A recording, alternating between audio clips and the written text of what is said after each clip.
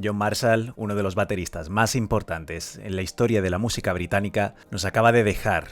Estamos ante un músico fundamental para entender el jazz rock y la fusión europea, y que dejó una huella profunda por la que es recordado en bandas como Soft Machine o Nucleus. Pero hablamos de un baterista con una producción abrumadora, testigo de muchos de los grandes hitos de la historia del jazz británico. Así que, ¿qué tal si hacemos un repaso a su carrera a través de 10 discos fundamentales? Es más, la presencia de Marshall es tan masiva y representativa que se puede hacer casi una guía de introducción al jazz británico solo a partir de esos 10 álbumes. ¡Acompañadme!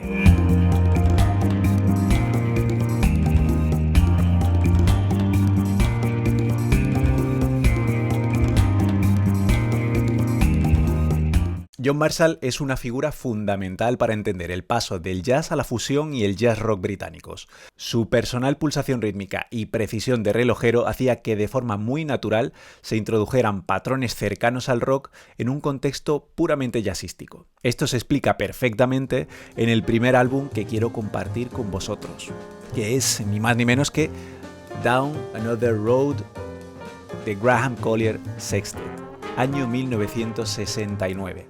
Este segundo disco de Graham Collier es uno de los grandes álbumes del jazz británico de la época. Una obra maestra, repleta de grandes composiciones y que llama especialmente la atención por el papel de Marshall en los grooves que genera y que tanto nos acercan a lo que vendría después. En este disco además contaría con otro músico que se convertiría en compañero de viaje durante muchas de sus más conocidas aventuras, Karl Jenkins. A ver, esta edición que tengo es bastante fea. De esas que incluye 3 álbumes en 2 CDs. Y la cosa se queda así un poco coja, así que no me gusta mucho. Pero bueno, también aprovecho para compartir esta maravilla que salió este mismo año. Graham Collier, Another Road, Stockholm Jazz Days, 69.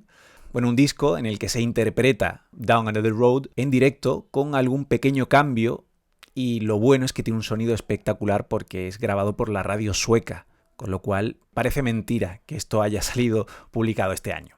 Y bueno, tal era la precisión, versatilidad y potencia de John Marshall que todos los grandes del jazz británico contaron alguna vez con él, como es el caso del compositor y gran arreglista Neil Ardley, que estuvo con Marshall en uno de los monumentos orquestales del jazz inglés, las Greek Variations, grabado en el 69 y publicado en 1970. Un álbum único, con composiciones que incluyen elementos del third stream, tiene muchos pasajes orquestales que pueden recordar a la música clásica, tiene además una sección de cuerdas importante y escalas de Oriente Medio, los Balcanes, que intentan evocar un poco a los antiguos modos griegos. Pero que además este disco se convierte en el nexo de unión entre el dúo Marshall-Jenkins y el quinteto de Don Rendell e Ian Carr, con lo cual de aquí saldría la banda Nucleus. De hecho, en este álbum contamos con un tema en el que ya está la formación de Nucleus interpretando la pieza Persephone's Jive, que nos adelantaría el siguiente disco.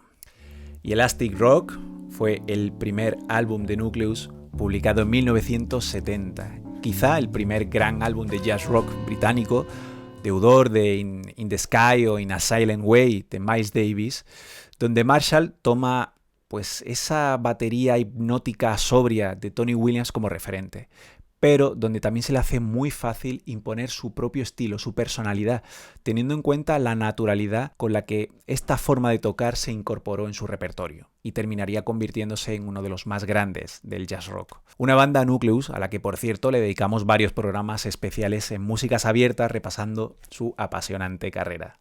Y otro de los grandes colosos del jazz británico es Mike Westbrook, y he elegido uno de sus trabajos en los que el groove rockero es más evidente, entre otras cosas gracias a un papel de un pletórico Mr. Marshall.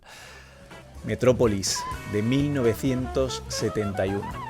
Estamos ante una obra maestra, uno de mis discos favoritos de Westbrook y un auténtico viaje, con pasajes rockeros, melódicos, free, eléctricos, un disco plagado de grandes solos.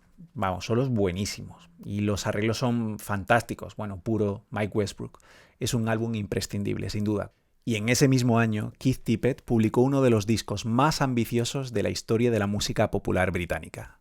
Hablo de September Energy. Un álbum producido por Robert Fripp, en el que Tippett contó con Centipede, una banda monumental con una gran sección de cuerdas, otra de vientos y otra de vocalistas extraordinarios, entre los que estaba, por ejemplo, Bob Burrell, de King Crimson. No falta casi nadie de la gran generación joven del jazz británico de la época. Y por supuesto, aquí tenemos a John Marshall compartiendo batería con Robert Wyatt. ¿No conoces este disco? Pues es otro álbum obligatorio, de verdad. Y vamos con otro de los grandes referentes del jazz inglés, Mike Gibbs. Comparto con vosotros un directo descomunal, con una fuerza, una frescura, unos solos. Es el disco Just Ahead,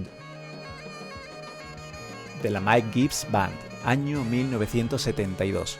Gran parte de la fuerza de este disco es gracias precisamente a Mr. Marshall, como no podía ser de otra manera. En 1973, el saxofonista británico más internacional publicó uno de sus discos más emblemáticos. Me refiero a Morning Glory, de John Surman, una absoluta obra maestra donde se mezclan el jazz más libre con el rock, grandes riffs y melodías. En fin, es otro imprescindible que cuenta con Marshall y con el gran Terje Ripdal a la guitarra, que le aporta un sonido muy potente y una atmósfera muy especial al disco. Bueno, las atmósferas. Terje Ripdal, que es un guitarrista único.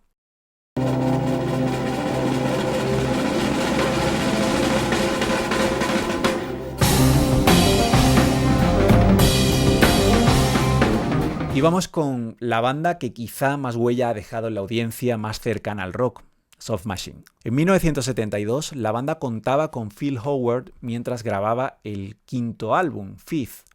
Aquí lo tenemos, un baterista de free jazz, cuya libertad pues, dejaba un poco el sonido de la banda sin un soporte percusivo que fijara de alguna manera una pulsación rítmica sobre la que los demás músicos se movieran con libertad. Esto lo digo teniendo en cuenta la labor del bajista Hugh Hopper, que tenía un papel mucho más amplio que el de mero apoyo rítmico, con lo cual quizá necesitaba otro tipo de baterista. Así que Hopper y Howard no desarrollaron mucha afinidad y terminaron invitando a Howard a marcharse y a John Marshall a unirse, porque el estilo de Marshall era perfecto, ya que su enorme inventiva y libertad pues estaba siempre basada en una pulsación constante sobre la que construía sus personales grooves. Además, su entrada coincidiría con la del contrabajista Roy Babington, con el que coincidiría también muchos años después en Soft Machine, hasta la grabación de su último disco el pasado junio.